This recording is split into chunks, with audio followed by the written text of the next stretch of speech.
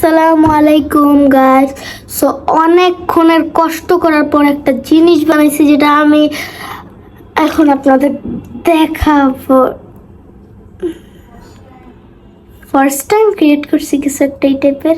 এটা হচ্ছে মাথায় একটা মুখা, এখানে কাগজ কেটে হাত পা বানাইছি, আর এই যে এখানে কালার করছি, এটা হচ্ছে ডিম, আর এখানে এই চোখ দুইটা কাগজ, আর এই যে গ্লুয়ের মাথাগুলো আছে না, এই মাথা কেটে নাক বানাই দিছি। ওকে, এটা কিভাবে বানাইছি আপনারা চাইলে আমি আরেকটা ভিডিওতে দেখাবো। সো বেশি বেশি যদি কমেন্ট করেন আপনারা, এইটা আমরা দেখবো। সো আমি এটা আবার বানাই দেখাবো আপনাদের সামনে।